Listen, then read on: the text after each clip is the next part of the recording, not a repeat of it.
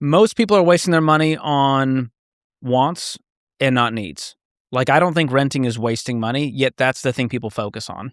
And then I find out they're spending $300 in DoorDash every month, and they're doing buy now, pay later for Coachella tickets.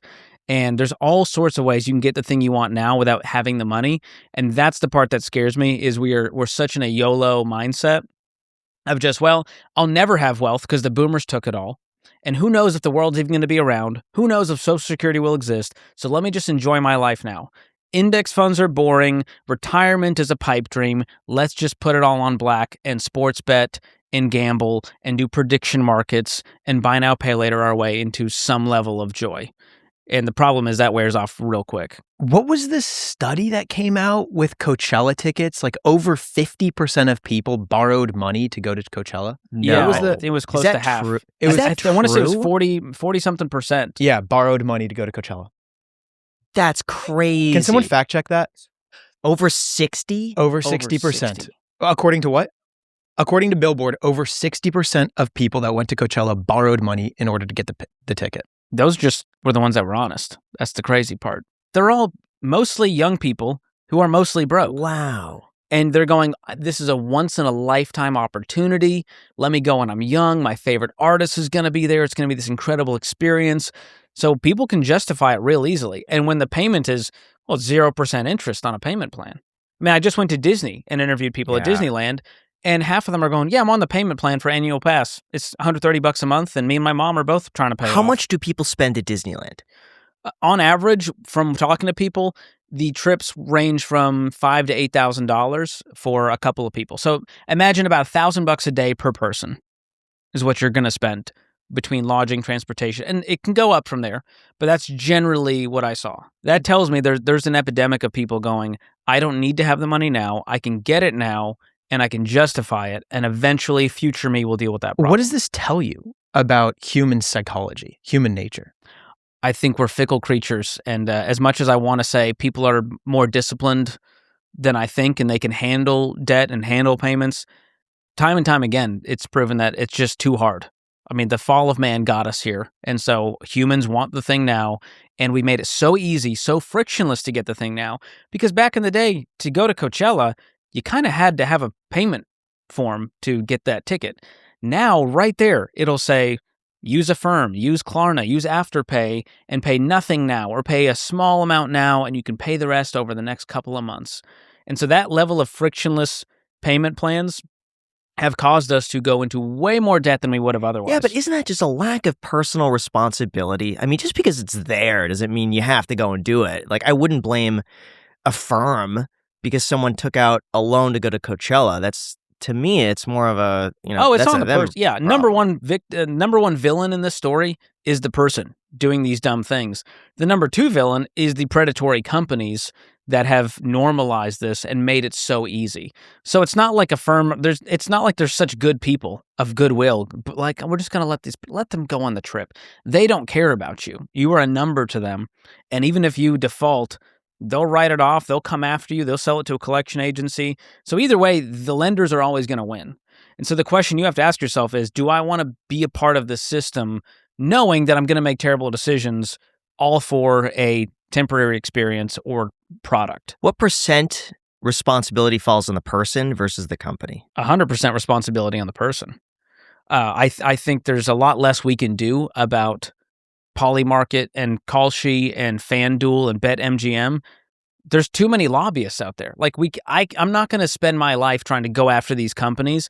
I'll make YouTube videos about them trying to take them down, but that's nothing to them. They don't care. They're making billions of dollars a year, growing exponentially, increasing their shareholder value at the expense of a broke generation. And so I just know I don't have the power to go to the White House and fight the lobbyists, but I do have the power to tell that person to stop doing that, to get out of the system, to use their own money, to wait, save up to where they can afford it. And if they can't afford it, it's just a not now. And if I can teach people how to budget, how to get out of debt, all of a sudden they can start affording the things in their life that they want without needing to turn to these companies. So to the hundreds of thousands of people that are watching this right now that are not where they want to be financially, you, George Kamel, money expert, would say this is proof that the system is rigged, or it's just a personal failure of the person listening right now that's not where they want to be financially. It's on them. Yes. Both and. This is like improv. Yes, and. So I wrote the book Breaking Free from Broke, and the first 2/3 of the book is about the system. How the system exists to screw you over. The system exists to keep you broke. And then you have a choice. As a human being with free will, you get to decide whether or not you want to be a part of the system. Whether you want to participate and play the game and play with snakes hoping you don't get bit, which is how most people operate their life, right? At 18, we're told, got to get your credit score, got to get a credit card. Well, might as well get a car payment because who can afford a new car these days? You want something reliable. You don't want it to be in the shop all the time. Well, who can afford college with the current rates? Let's go into student loan debt. Maybe a Parent Plus loan. Maybe the government will forgive it. And all of a sudden, there's payments all around us. And we signed on the dotted line. Nobody forced us. Nobody had a gun to your head going, you're going to get in a brand new Kia Sorento. You decided you wanted the brand new car instead of the used one that you could afford in cash. So that's the growing gap, is the people who decide I'm not going to do debt are thriving because they're not playing the game as interest rates go up, as the costs of all this stuff go up with inflation. Instead, real millionaires are buying 4-year-old used Toyotas and Hondas. And instead of going to the new car lot saying, sign me up for whatever payment I can afford, stretch the loan out to 84 months, I don't care, I want to be in that car. So it's really all about fighting the inner child who wants the thing and is whining about the thing versus maturity, delayed gratification, saying, I'm going to pause. So then a directly actionable thing to the people watching right now, they're not where they want to be financially. The actionable thing is to pay attention to your money, probably for the first time. When I ask people, do you do a budget? They go, yeah, I do a budget. I've looked at my bank statement. No. Do you do a budget? Do you know what's coming in? Do you know exactly what's going out, where it's proactive instead of reactive? That one thing alone, like when you download EveryDollar, you plug in your income, you list out all of your expenses. If you just do that, you are doing probably better than 99.9% of America, because you have a true picture of if you're spending more than you make, or if there should be margin that's disappearing into money leaks, like buy now, pay later, eating out, and who knows what else.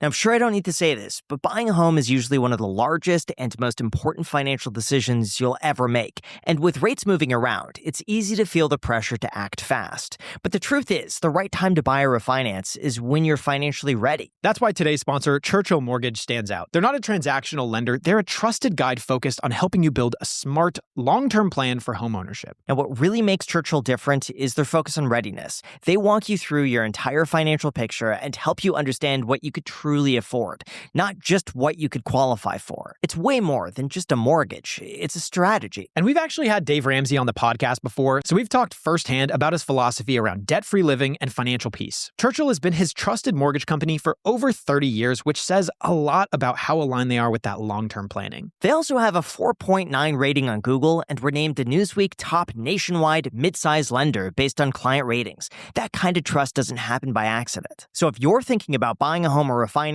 get a customized plan built around your goals at churchillmortgage.com/coffee. Again, that is churchillmortgage.com/coffee to learn more and to see what the smarter mortgage looks like for you. This is a paid advertisement, NMLS ID 1591, NMLS consumeraccess.org, equal housing lender.